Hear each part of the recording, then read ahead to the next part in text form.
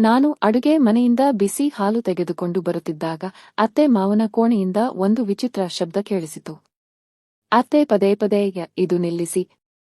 ನನಗೆ ಬಹಳ ನೋವಾಗುತ್ತಿದೆ. ನನಗೆ ಇನ್ನೂ ಶಕ್ತಿ ಇಲ್ಲ. ನೀವು ಬಹಳ ಬಲಶಾಲಿಯಾಗಿದ್ದೀರಾ, ಆದರೆ ನಾನು ದುರ್ಬಲಳಾಗಿದ್ದೇನೆ ಎಂದು ಹೇಳುತ್ತಿದ್ದರು. ನಂತರ ಮಾವ ಕೋಪದಿಂದ ಬೇಸರ ಏನಿದೆ ಇದರಲ್ಲಿ, ನೋವು ಎಂದರೇನು? ನೀನು ಮುಂದುವರಿಸು ಎಂದು ಹೇಳಿದರು. ಇದನ್ನು ಕೇಳಿ ನನಗೆ ತುಂಬಾ ಭಯವಾಯಿತು. ನಾನು ಯೋಚಿಸಿದೆ, ನನ್ನ ಮಾವ ಏಕೆ ಅಷ್ಟು ಬಲಶಾಲಿ? ನನ್ನ ಪತಿಯು ಮಾವನ ತರ ಬಲಿಷ್ಠನಾಗಬೇಕಿತ್ತು. ನಮಸ್ಕಾರ ಸ್ನೇಹಿತರೆ, ನನ್ನ ಮದುವೆ ಬಹಳ ಅವಸರದಲ್ಲಿ ಆಯಿತು. ಒಳ್ಳೆಯ ಅತ್ತೆ ಮಾವ ಇರುವವರ ಬಗ್ಗೆ ಕೇಳಿ. ನನ್ನ ತಂದೆ ತಾಯಿ ಮದುವೆಗೆ ಆಕ್ಷೇಪಿಸಲಿಲ್ಲ. ನನ್ನ ಮದುವೆಯಾಯಿತು. ಕೆಲವು ದಿನಗಳ ನಂತರ ನಾನು ಗಂಡನ ಮನೆಗೆ ಬಂದೆ. ಅಲ್ಲಿಗೆ ಬಂದು 5 ದಿನಗಳಾಗಿತ್ತು. ನನಗೆ ನನ್ನ ಪತಿಯ ದಿನಚರ್ಯದ ಬಗ್ಗೆ ಉತ್ತಮ ತಿಳುವಳಿಕೆ ಆಯಿತು. ಅವನಿಗೆ ಪ್ರತಿ ರಾತ್ರಿ ಹಾಲು ಕುಡಿಯುವುದು ಅಭ್ಯಾಸ ಇತ್ತು, ಆದರೆ ನಾನು ಮರೆತು ಬಿಡುತ್ತಿದ್ದೆ. ಸಣ್ಣ ಪುಟ್ಟ ವಿಷಯಗಳನ್ನು ನಾನು ಮರೆತು ಬಿಡುತ್ತಿದ್ದೆ. ಕೆಲವು ವಿಷಯಗಳಿಗೆ ನಾನು ಹೆಚ್ಚಿನ ಪ್ರಾಮುಖ್ಯತೆ ನೀಡುತ್ತಿದ್ದೆ ಮತ್ತು ಅದರ ಬಗ್ಗೆ ಹೆಚ್ಚು ಯೋಚಿಸುತ್ತಿದ್ದೆ. ಪ್ರತಿ ರಾತ್ರಿ ನನ್ನ ಪತಿ ಹಾಲು ತರಲು ನನಗೆ ನೆನಪಿಸುತ್ತಿದ್ದರು. ನನಗೆ ಹಾಲು ಕುಡಿಯುವ ಅಭ್ಯಾಸವಿದೆ ಎಂದು ಹೇಳುತ್ತಿದ್ದರು, ಆದರೆ ನಾನು ಮತ್ತೆ ಮರೆತು ಬಿಡುತ್ತಿದ್ದೆ. ಒಂದು ದಿನ ನನ್ನ ಪತಿ ನನ್ನ ಬಳಿ ಬಂದು ಕೋಪದಿಂದ ನಿನಗೆ ಹೇಳಲಿಲ್ಲವೇ, ನನಗೆ ಪ್ರತಿ ರಾತ್ರಿ ಹಾಲು ಬೇಕು ಅಂತ? ನಾನು ತಟ್ಟನೆ ಎದ್ದು ಅಡುಗೆ ಮನೆಗೆ ಹೋದೆ. ನನ್ನ ಅತ್ತೆ ತಮ್ಮ ಕೋಣೆಯಲ್ಲಿ ಹೋಗಿದ್ದರು. ನಾನು ಹಾಲು ಬಿಸಿ ಮಾಡಿ ತಂದು ಬರುತ್ತಿದ್ದಾಗ ಅತ್ತೆ ಮತ್ತು ಮಾವನ ಕೋಣೆಯಿಂದ ಒಂದು ವಿಚಿತ್ರ ಶಬ್ದ ಕೇಳಿಸಿತು. ಅತ್ತೆ ಪದೇ ಪದೇ ಇದು ನಿಲ್ಲಿಸಿ. ನನಗೆ ಬಹಳ ನೋವಾಗುತ್ತಿದೆ. ನನಗೆ ಇನ್ನೂ ಶಕ್ತಿ ಇಲ್ಲ. ನೀವು ಬಹಳ ಬಲಶಾಲಿಯಾಗಿದ್ದೀರಾ, ಆದರೆ ನಾನು ದುರ್ಬಲಳಾಗಿದ್ದೇನೆ ಎಂದು ಹೇಳುತ್ತಿದ್ದರು. ನಂತರ ಮಾವ ಕೋಪದಿಂದ ಬೇಸರ ಏನಿದೆ?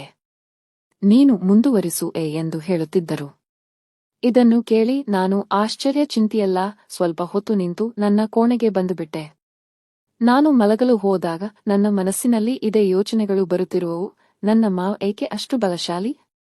ನನ್ನ ಪತಿಯೂ ಇಷ್ಟೇ ಬಲಶಾಲಿಯಾಗಿರಬೇಕಿತ್ತು, ಆದರೆ ನನ್ನ ಪತಿ ಬಹಳ ಬೇಗನೆ ಬೇಸರಗೊಳ್ಳುತ್ತಾನೆ. ನಾನು ಹಾಗೆ ಯೋಚಿಸುತ್ತಾ ಮಲಗಿದೆ. ಬೆಳಗ್ಗೆ ಎದ್ದಾಗ ಅತ್ತೆ ಎಂದಿನಂತೆ ಮನೆ ಕೆಲಸ ಮಾಡುತ್ತಿದ್ದರು. ಅವರ ವರ್ತನೆ ಸಂಪೂರ್ಣ ಸಾಮಾನ್ಯವಾಗಿತ್ತು. ರಾತ್ರಿ ಅವರು ಇದು ಎಲ್ಲವನ್ನೂ ಮಾಡಿದ್ದಾರೆ ಎಂಬಂತೆ ಏನೂ ಅನಿಸಲಿಲ್ಲ. ದಿನನಿತ್ಯದ ಕೆಲಸದಲ್ಲಿ ಅತ್ತೆ ನನಗೆ ಸಹಾಯ ಮಾಡಿದರು. ರಾತ್ರಿ ನಾನು ಊಟ ಮಾಡುತ್ತಿದ್ದರು. ಆಗ ಅತ್ತೆ ಅವರ ಕೋಣೆಗೆ ಹೋದರು. ಬಾಗಿಲ ಬಳಿ ಬಂದಾಗ ಮತ್ತೆ ಆ ಶಬ್ದ ಕೇಳಿ ನಾನು ಬೆಚ್ಚಿಬಿದ್ದೆ. ರಾತ್ರಿಯ ಆಟ ಮತ್ತೆ ಶುರುವಾಗಿತ್ತು. ನಿಲ್ಲಿಸಿ. ನನಗೆ ನೋವಾಗುತ್ತಿದೆ ಎಂದು ಅತ್ತೆ ಹೇಳುತ್ತಿದ್ದರು. ಇದನ್ನೆಲ್ಲ ಕೇಳಿ ನನಗೆ ಹೆದರಿಕೆ ಆಯಿತು. ನಾನು ಅಲ್ಲಿ ನಿಲ್ಲದೆ ಅಡುಗೆ ಮನೆಯತ್ತ ಹೋಗಿ ಯೋಚಿಸತೊಡಗಿದೆ. ಮಾವು ಏನೂ ತಿನ್ನುತ್ತಿರಬಹುದು. ಅವರು ಹೇಗೆ ಅಷ್ಟು ಬಲಿಷ್ಠರಾಗಿದ್ದಾರೆ? ಅರ್ಧ ಗಂಟೆಗೆ ಬಿಟ್ಟು ನಾನು ಮತ್ತೆ ಅವರ ಕೋಣೆಯ ಬಳಿ ಹೋದೆ. ಅದೇ ಶಬ್ದಗಳು ಕೇಳಿಸುತ್ತಿದ್ದವು. ಈಗ ನನಗೆ ಹೆದರಿಕೆಯಾಯಿತು. ಈಗ ನನಗೆ ಅವರಿಬ್ಬರೂ ಏನು ಮಾಡುತ್ತಾರೆ ಎಂಬುದು ತಿಳಿಯಬೇಕಿತ್ತು. 20 ನಿಮಿಷಗಳ ನಂತರ ಅತ್ತೆ ಕೋಣೆಯಿಂದ ಹೊರಗೆ ಬಂದರು. ಹೊರಗೆ ಬಂದಾಗ ಅವರ ಮುಖದಲ್ಲಿ ಏನೂ ಕಾಣಲಿಲ್ಲ, ಆದರೆ 2 ಕೈಗಳು ಸೊಂಟದ ಮೇಲೆ ಇದ್ದವು.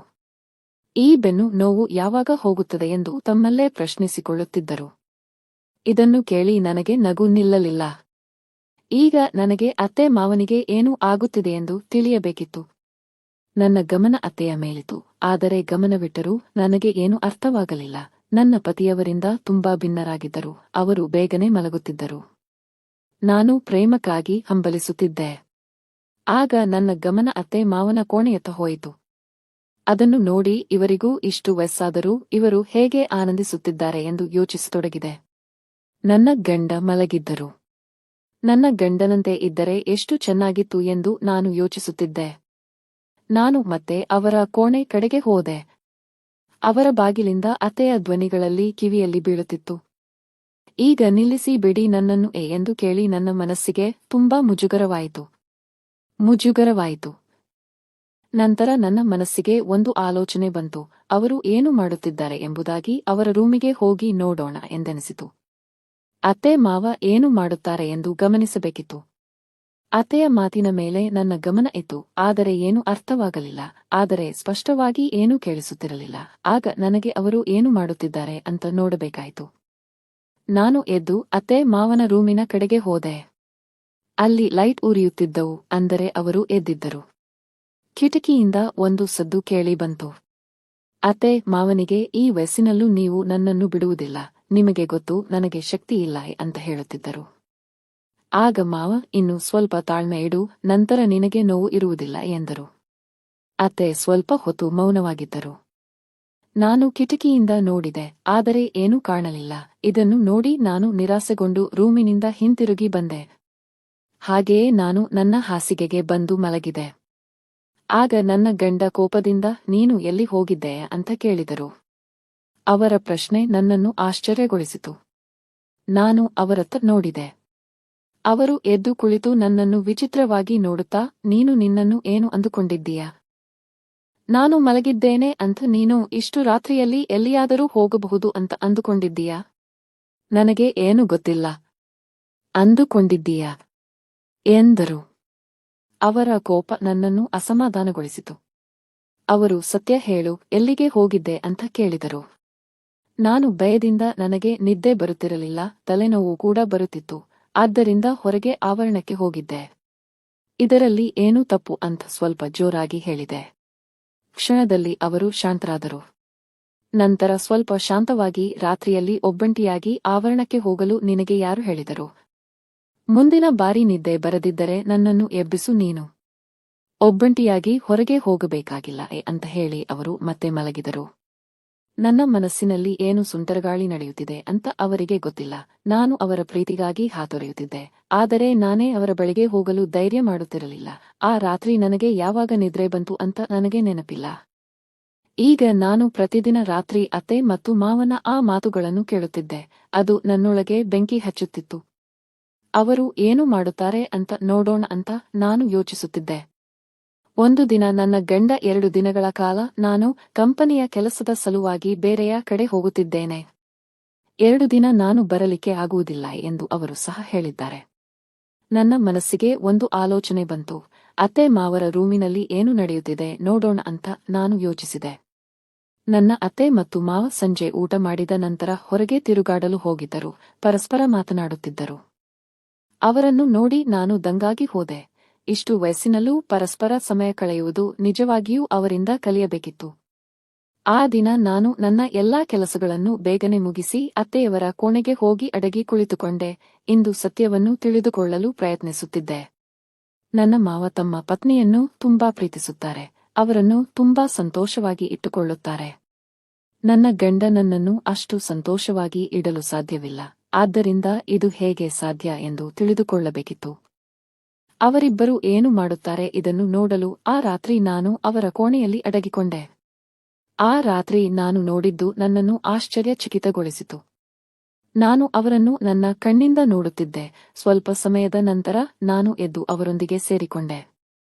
ಅವರ ಕೋಣೆಯಲ್ಲಿದ್ದೇನೆ ಎಂದು ಅವರು ನನ್ನನ್ನು ಆಶ್ಚರ್ಯದಿಂದ ನೋಡಿದರು. ಅವರಿಗೆ ನಂಬಲಾಗಲಿಲ್ಲ. ಅವರು ತಮ್ಮ ಕೆಲಸದಲ್ಲಿ ನನ್ನನ್ನು ಸೇರಿಸಿಕೊಂಡರು. ನನಗೆ ತುಂಬಾ ಖುಷಿಯಾಯಿತು. ಮರುದಿನವೂ ನನ್ನ ಗಂಡ ಮನೆಯಲ್ಲಿ ಇರಲಿಲ್ಲ. ಈಗ ನನ್ನ ಮನಸ್ಸು ಮತ್ತೆ ಅತ್ತೆ ಮಾವನ ಜೊತೆಗೆ ರಾತ್ರಿ ಕಳೆಯುವುದಕ್ಕೆ ಮನಸ್ಸು ಮಾಡಿತು. ನನ್ನ ಅತ್ತೆಗೆ ಇದರ ಬಗ್ಗೆ ಹೇಳಿದೆ, ಆದರೆ ಅವರು ನನ್ನ ಮೇಲೆ ಕೋಪಗೊಂಡು ಇವತ್ತು ನೀನು ಬಂದರೆ ಸರಿಯಾಗಿ ಇರುವುದಿಲ್ಲ ಎಂದು ಹೇಳಿದರು. ಇದನ್ನು ಕೇಳಿ ನಾನು ಚಡಪಡಿಸಿದೆ. ಅದಕ್ಕೆ ನಾನು ನಿಮಗೆ ಏನಾದರೂ ಆಕ್ಷೇಪಣೆ ಇದೆಯೇ ಎಂದು ಕೇಳಿದೆ. ಮಾವ ಮತ್ತು ನನಗೆ ಯಾವುದೇ ಆಕ್ಷೇಪಣೆ ಇಲ್ಲ, ಆದರೆ ನೀವು ಯಾಕೆ ತಡೆಯುತ್ತಿದ್ದೀರಿ ಎಂದು ಕೇಳಿದೆ. ಸಮಯದಲ್ಲಿ ನನ್ನ ಮಾವ ಅಲ್ಲಿಗೆ ಬಂದರು. ನಾವಿಬ್ಬರು ಮಾತನಾಡುತ್ತಿರುವುದನ್ನು ನೋಡಿ ಅವರು ನಮ್ಮ ಬಳಿಗೆ ಬಂದು ನನ್ನನ್ನು ನೋಡಲು ಪ್ರಾರಂಭಿಸಿದರು. ನಾನು ನಿಧಾನವಾಗಿ ಅತ್ತೆ ನನ್ನನ್ನು ರಾತ್ರಿ ಕೋಣೆಗೆ ಬರಲು ನಿರಾಕರಿಸುತ್ತಿದ್ದಾರೆ ಎಂದೆ. ಇದನ್ನು ಕೇಳಿ ನನ್ನ ಮಾವ ತುಂಬಾ ಕೋಪಗೊಂಡರು. ಮುಖದೊಂದಿಗೆ ನೀನು ಸೊಸೆಯನ್ನು ನಿರಾಕರಿಸಬಾರದು. ನನಗೆ ನಿನ್ನ ಮೇಲೆ ಎಷ್ಟು ಅಧಿಕಾರವಿದೆಯೋ ಅಷ್ಟೇ ಅವಳ ಮೇಲೂ ಇದೆ ಎಂದು ಹೇಳಿದರು. ಆದ್ದರಿಂದ ನೀನು ಅವಳನ್ನು ಏಕೆ ನಿರಾಕರಿಸುತ್ತಿದ್ದೀಯಾ? ನೀನು ಸ್ವತಃ ಮಾಡಲು ಸಾಧ್ಯವಾಗದ ಕೆಲಸವನ್ನು ಅವಳಿಗೆ ಮಾಡಲು ಬಿಡು ಎಂದು ಹೇಳಿ ಅವರು ಹೋದರು. ಅವರು ಹೋದ ಮೇಲೆ ಅತ್ತೆ ನನ್ನ ಹತ್ತಿರ ಬಂದು ನೀನು ಏನಾದರೂ ನಮ್ಮ ಕೋಣೆಯಲ್ಲಿ ಇವತ್ತು ಬಂದರೆ ನಾನು ನಿನ್ನ ಗಂಡನಿಗೆ ನಿನ್ನ ವಿರುದ್ಧವಾಗಿ ಹೇಳುತ್ತೇನೆ ಎಂದರು. ಇದನ್ನು ಕೇಳಿ ನಾನು ಚಡಪಡಿಸಿದೆ. ಅವರು ನನ್ನ ಗಂಡನಿಗೆ ನನ್ನ ವಿರುದ್ಧ ಏನಾದರೂ ಹೇಳಿದರೆ ಅವನು ನನ್ನ ಮೇಲೆ ಕೋಪಿಸಿಕೊಳ್ಳುತ್ತಾರೆ. ಇದನ್ನು ಸಹಿಸಿಕೊಳ್ಳುವುದು ನನಗೆ ಅಸಾಧ್ಯವಾಗಿತ್ತು. ನನ್ನ ಗಂಡನಿಗೆ ಅನುಮಾನದ ಸ್ವಭಾವವಿದೆ ಎಂದು ನನಗೆ ತಿಳಿದಿತ್ತು. ಅವನ ಮನಸ್ಸಿನಲ್ಲಿ ಏನಾದರೂ ಬಂದರೆ ಅದು ಸುಲಭವಾಗಿ ಹೋಗುವುದಿಲ್ಲ. ಆರಂಭದ ದಿನಗಳಲ್ಲಿ ನಾನು ಒಮ್ಮೆ ಕೊಠಡಿ ಬಿಟ್ಟು ಹೊರಗೆ ಹೋದಾಗ ಅವನು ಎಷ್ಟು ಕೋಪದಿಂದ ನನ್ನನ್ನು ತರಾಟೆಗೆ ತೆಗೆದುಕೊಂಡಿದ್ದರು ಎಂಬುದು ಇನ್ನೂ ನನ್ನ ನೆನಪಿನಲ್ಲಿದೆ. ಅವರ ಕಣ್ಣಲ್ಲಿ ಅನುಮಾನವನ್ನು ನೋಡಿ ನಾನು ಹೆದರಿ ಹೋದೆ. ಅವರು ಏನಾದರೂ ಹೇಳಿದರೆ ನಾನು ಏನು ಮಾಡುವೆ? ಅವರು ತಮ್ಮ ತಾಯಿಯ ಮಾತನ್ನೇ ಕೇಳುತ್ತಾರೆ ಮತ್ತು ಅವರನ್ನು ಸತ್ಯ ಎಂದು ಭಾವಿಸುತ್ತಾರೆ. ಆಗ ನಾನು ನನ್ನ ಅತ್ತೆಯ ಮಾತನ್ನು ಕೇಳುತ್ತೇನೆ ಎಂದು ನಿರ್ಧರಿಸಿದೆ. ಹಾಗೆ ಕೇಳುತ್ತೇನೆ, ಅವರು ನನ್ನ ಗಂಡನನ್ನು ನನ್ನ ವಿರುದ್ಧ ಮಾಡಲು ಪ್ರಯತ್ನಿಸಬಾರದು ಎಂದು ನಾನು ಯೋಚಿಸಿದೆ. ಹೀಗೆ ಯೋಚಿಸಿ ನಾನು ಊಟ ಮಾಡಿ ಬೇಗನೆ ನನ್ನ ಕೋಣೆಗೆ ಬಂದು ಮಲಗಿದೆ. ನನ್ನ ಮಾವನ ಕೋಣೆಗೆ ಹೋಗಿ ನಿನ್ನೆ ಸಿಕ್ಕಂತಹ ಸುಖವನ್ನು ಮತ್ತೆ ಪಡೆಯಬೇಕು ಎಂದು ತುಂಬಾ ಇಷ್ಟ ಇತ್ತು. ಆದರೆ ನನ್ನ ಅತ್ತೆಯ ವರ್ತನೆ ನೆನಪಾದಾಗ ನಾನು ಮೌನವಾಗಿದ್ದೆ. ಅದೇ ಸಮಯದಲ್ಲಿ ಬಾಗಿಲಲ್ಲಿ ಟಕ ಟಕ ಎಂದು ಶಬ್ದವಾಯಿತು. ನಾನು ಬಾಗಿಲು ತೆರೆದಾಗ ನನ್ನ ಮಾವ ನಿಂತಿದ್ದರು. ನನ್ನನ್ನು ಆಶ್ಚರ್ಯದಿಂದ ನೋಡಿ ಅವರು, ನೀನು ಇಂದು ನನ್ನ ಕೋಣೆಗೆ ಬರುವಳಿದ್ದೆ, ನೀನು ಇನ್ನೂ ಏಕೆ ಬರಲಿಲ್ಲ ಅಂತ ಕೇಳಿದರು. ಅವರು ಕೇಳಿದ ಪ್ರಶ್ನೆಯಿಂದ ನನಗೆ ಏನು ಉತ್ತರಿಸಬೇಕೆಂದು ತಿಳಿಯಲಿಲ್ಲ. ನಾನು ಅವರಿಗೆ ಇಂದು ನನ್ನ ಆರೋಗ್ಯ ಸರಿಯಲ್ಲ ಎಂದು ಸುಳ್ಳು ಹೇಳಿದೆ. ನನ್ನ ಮಾವ ಸ್ವಲ್ಪ ಸಮಯ ಮೌನವಾಗಿ ನನ್ನನ್ನು ನೋಡುತ್ತಿದ್ದರು. ನಂತರ ಅವರು, ನೀನು ನಿರಾಕರಿಸುತ್ತಿರುವುದು ಏಕೆ ಎಂದು ಕೇಳಿದರು. ನನಗೆ ತಿಳಿದಿದೆ, ನೀನು ಬಹುಶಃ ನಿನ್ನ ಅತ್ತೆಗೆ ಹೆದರುತ್ತಿರುವಿ. ಅವಳು ನಿನಗೆ ಏನೆಲ್ಲಾ ಹೇಳುತ್ತಿದ್ದಾಳೆ ಎಂಬುದು ನನಗೆ ಗೊತ್ತು. ನೀನು ಚಿಂತಿಸಬೇಡ, ಅವಳು ಏನೂ ಹೇಳುವುದಿಲ್ಲ. ನಾನು ಅವಳಿಗೆ ಡಿಕ್ಕಿ ಹೇಳುತ್ತೇನೆ. ಬೇಗ ನಮ್ಮ ಕೋಣೆಗೆ ಬಾ, ನಾನು ನಿನ್ನನ್ನು ಕಾಯುತ್ತಿದ್ದೇನೆ. ನಿನ್ನ ಅತ್ತೆ ಬೇಗ ಸುಸ್ತಾಗುತ್ತಾಳೆ, ನೀನಿದ್ದರೆ ನನಗೆ ಬೇರೆ ಮಜಾ ಸಿಗುತ್ತದೆ. ಅವರ ಮಾತುಗಳಿಂದ ನಾನು ತುಂಬಾ ಸಂತೋಷಳಾದೆ. ಸುಖದ ಅಲೆಯ ಒಂದು ಹರಿಯಿತು ನನ್ನ ದೇಹದಲ್ಲಿ. ಹರಿಯಿತು. ನಾನು ಮತ್ತೆ ಅವರ ಕೋಣೆಗೆ ಹೋದೆ. ಅವರಿಬ್ಬರೂ ಮತ್ತೆ ಅದೇ ಕೆಲಸ ಮಾಡುತ್ತಿದ್ದಾರೆಂದು ನೋಡಿದೆ. ನಾನು ಮತ್ತೆ ಅವರ ಜೊತೆ ಸೇರಿಕೊಂಡೆ. ಇಂದು ನನ್ನ ಅತ್ತೆ ನಿನ್ನೆಗಿಂತ ಬೇಗನೆ ಆಯಾಸಗೊಂಡಿದ್ದರು. ಸ್ವಲ್ಪ ಸಮಯದಲ್ಲೇ ಅವರು ಅತ್ತೆಗೆ, ನೀನು ತುಂಬಾ ಕಡಿಮೆ ಸಮಯ ಕೊಡುತ್ತೀಯಾ ಮತ್ತು ಬೇಗನೆ ಆಯಾಸಗೊಳ್ಳುತ್ತೀಯಾ? ಬೇಗನೆ ಇಲ್ಲಿ ಬಾಯೆ ಎಂದರು. ನನ್ನ ಅತ್ತೆ ಮತ್ತೆ ನಮ್ಮ ಜೊತೆಗೆ ಸೇರಿಕೊಂಡರು. ಬಹಳ ಸಮಯ ನಾವು ಅದೇ ಕೆಲಸ ಮಾಡುತ್ತಿದ್ದೆವು. ಕೆಲವು ಸಮಯದ ನಂತರ ನನ್ನ ಅತ್ತೆ ಇನ್ನೊಂದು ಕಡೆಗೆ ಹೋದರು. ಈಗ ನನ್ನಿಂದ ಆಯಿತು, ಈಗ ನನಗೆ ಇನ್ನೂ ಶಕ್ತಿ ಇಲ್ಲ ಎಂದು ಹೇಳಿದರು.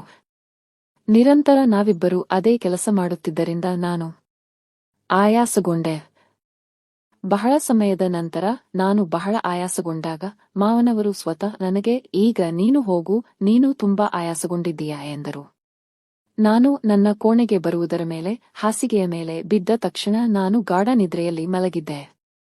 ಮಾರನೆಯ ದಿನ ನನ್ನ ಗಂಡನ ಫೋನ್ ಬಂತು. ಅವರು, ಇಂದು ಕೂಡ ಹಿಂತಿರುಗಲು ಸಾಧ್ಯವಿಲ್ಲ, ಇಂದು ಕೂಡ ಆಫೀಸ್ ಕೆಲಸದಿಂದಾಗಿ ಅಲ್ಲಿಯೇ ಇರುತ್ತಾರೆ ಎಂದು ಹೇಳಿದರು. ಇದನ್ನು ಕೇಳಿ ನಾನು ದುಃಖಿತಳಾದೆ. ನಾನು ಅವರಿಗಾಗಿ ಎಷ್ಟು ಸಿದ್ಧತೆ ಮಾಡಿದ್ದೆ, ಇಂದು ರಾತ್ರಿಗಾಗಿ ಏನೇನೋ ಯೋಚಿಸುತ್ತಿದ್ದೆ. ಅವರು ಮನೆಗೆ ಬರದೆಂದು ಹೇಳಿದಾಗ ನನಗೆ ಬಹಳ ಬೇಸರವಾಯಿತು. ನಾನು ಇದನ್ನೇ ಯೋಚಿಸುತ್ತಿದ್ದಾಗ ಮತ್ತೆ ಬಾಗಿಲಲ್ಲಿ ಟಕ್ ಟಕ್ ಎಂದು ಶಬ್ದವಾಯಿತು. ಬಾಗಿಲು ತೆರೆದಾಗ ನನ್ನ ಮಾವ ನಿಂತಿದ್ದರು. ಅವರ ಕಣ್ಣು ನನ್ನ ಮೇಲೆ ಬಿದ್ದ ತಕ್ಷಣ ಅವರು ನನ್ನನ್ನು ವಿಚಿತ್ರವಾಗಿ ನೋಡಲು ಪ್ರಾರಂಭಿಸಿದರು. ಇಂದು ನೀನು ತುಂಬಾ ಸುಂದರವಾಗಿ ಕಾಣುತ್ತೀಯಾ ಎಂದು ಹೇಳಿದರು. ಅವರ ಪ್ರಶಂಸೆಯಿಂದ ನಾನು ನಾಚಿಕೊಂಡೆ. ಅವರು, ಬೇಗನೆ ಬಾಯೆ ಎಂದು ಹೇಳಿದರು. ನಾನು ಅವರ ಕೋಣೆಗೆ ಹೋದೆ. ನಂತರ ನಾನು ಮತ್ತು ಅತ್ತೆ ಅಲ್ಲಿಯೇ ಕೆಲಸ ಮಾಡುತ್ತಿದ್ದೆವು. ಈಗ ನನ್ನ ಮನಸ್ಸು ಹೇಳುತ್ತಿತ್ತು, ನಾನು ಪ್ರತಿದಿನ ಇದೇ ಕೆಲಸ ಮಾಡಬೇಕು ಅಂತ. ಮರುದಿನ ನನ್ನ ಗಂಡ ಮನೆಗೆ ಹಿಂತಿರುಗಿದರು. ಅವರು ನನ್ನ ಜೊತೆ ಪ್ರೀತಿಯ ಮಾತುಗಳನ್ನು ಆಡಲು ಪ್ರಾರಂಭಿಸಿದರು. 2 ದಿನ ನಾನಲ್ಲದೆ ಅವರು ನನ್ನನ್ನು ಬಹಳ ನೆನಪಿಸಿಕೊಳ್ಳುತ್ತಿದ್ದರು ಎಂಬುದು ನನಗೆ ಗೊತ್ತಾಯಿತು. ಮಾತನಾಡುವುದರಿಂದ ನಾನು ತುಂಬಾ ಸಂತೋಷಪಟ್ಟೆ. ದೂರವಿದ್ದ ಕಾರಣ ಅಂತಿಮವಾಗಿ ಅವರಿಗೆ ನನ್ನ ಕೊರತೆ ಅರಿವಾಯಿತು ಮತ್ತು ನನ್ನ ಅಭಾವದ ಅನುಭವವಾಯಿತು. ಆಗ ನಾನು ನನ್ನ ತಲೆಯನ್ನು ಅವರ ತೋಳಿನಲ್ಲಿ ಇಟ್ಟು ಶಾಂತವಾಗಿ ಮಲಗಿದೆ. ನಾನು ಪ್ರತಿದಿನ ನನ್ನ ಗಂಡ ಮಲಗಿದ ಮೇಲೆ ಅತ್ತೆ ಮಾವನ ಕೋಣೆಗೆ ಹೋಗುತ್ತಿದ್ದೆ. ನನ್ನ ಗಂಡನಿಗೆ ಇದರ ಬಗ್ಗೆ ಅರಿವಿರಲಿಲ್ಲ. ಮಧ್ಯರಾತ್ರಿಯವರೆಗೆ ಅಲ್ಲಿ ನಾವು ಅದನ್ನೇ ಮಾಡುತ್ತಿದ್ದೆವು. ಒಂದು ದಿನ ರಾತ್ರಿ ನಾನು ಮಾವನ ಕೋಣೆಯಿಂದ ನನ್ನ ಕೋಣೆಗೆ ಬಂದಾಗ ನನ್ನ ಗಂಡ ತುಂಬಾ ಕೋಪದಲ್ಲಿದ್ದರು. ಅವರು ನನಗೆ, ನಾನು ಹೇಳಿದ್ದೆ ರಾತ್ರಿ ಕೋಣೆಯಿಂದ ಹೊರಗೆ ಹೋಗಬೇಡ ಅಂತ, ಆದರೆ ನೀನು ಕೇಳಲಿಲ್ಲ. ಎಲ್ಲಿ ಹೋಗುತ್ತಿದ್ದೆ ನೀನು ಎಂದು ಕೋಪದಿಂದ ಕೇಳಿದರು. ನಾನು ಅವರು ಪಕ್ಕದಲ್ಲಿ ಕುಳಿತು ನಾನು ನಿಮ್ಮ ಅಮ್ಮನ ಕೋಣೆಯಲ್ಲಿ ಇದ್ದೆಯೇ ಎಂದು ಹೇಳಿದೆ. ಇದನ್ನು ಕೇಳಿ ಅವರು ಆಶ್ಚರ್ಯಚಕಿತವಾದರು.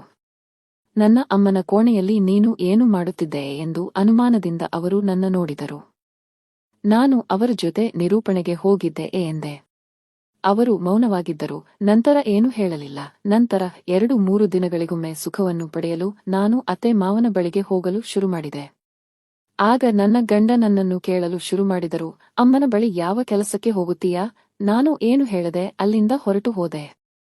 ನನ್ನ ಗಂಡ ನನ್ನನ್ನು ಹಾಸಿಗೆಗೆ ತಳ್ಳಿ ಕೋಪದಿಂದ ಮಾತಾಡಲು ಶುರುಮಾಡಿದರು. ಅವರಿಗೆ ಅಷ್ಟು ಕೋಪ ಬರುವುದನ್ನು ನೋಡಿ ನಾನು ಹೆದರಿದೆ. ಅಷ್ಟರಲ್ಲಿ ಬಾಗಿಲಲ್ಲಿ ಟಕ್ ಟಕ್ ಅಂತ ಶಬ್ದ ಆಯಿತು. ನನ್ನ ಗಂಡ ಹೋಗಿ ಬಾಗಿಲು ತೆರೆದರು. ಹೊರಗೆ ಮಾವನಿದ್ದರು. ಅವರಿಗೆ ನನ್ನ ಗಂಡನಿಂದ ಏನೋ ಕೆಲಸ ಇತ್ತು, ಅದಕ್ಕೆ ಅವರು ತಮ್ಮ ಮಗನನ್ನು ಕರೆದುಕೊಂಡು ಹೊರಟು ಹೋದರು. ನಾನು ಒಂದು ಆಳವಾದ ಉಸಿರು ಬಿಟ್ಟು ಶಾಂತರಾದೆ. ಒಂದು ದಿನ ರಾತ್ರಿ ನಾನು ಮತ್ತೆ ಅತ್ತೆ ಮಾವನ ಕೋಣೆಗೆ ಹೋದಾಗ ಬಹುಶಃ ನನ್ನ ಗಂಡ ಮಲಗಿರಲಿಲ್ಲ. ಅವರು ನನ್ನನ್ನು ಹುಡುಕುತ್ತಾ ಮಾವನ ಕೋಣೆಗೆ ಬಂದರು. ನಮ್ಮನ್ನು ಅಲ್ಲಿ ನೋಡಿ ಅವರು ತುಂಬಾ ಆಶ್ಚರ್ಯಚಕಿತವಾದರು. ಅವರು ನಮ್ಮನ್ನು ಒಂದು ಕಾಲಿನ ಮೇಲೆ ನಿಂತು ಪೂಜೆ ಮಾಡುತ್ತಿದ್ದು ನೋಡಿದರು.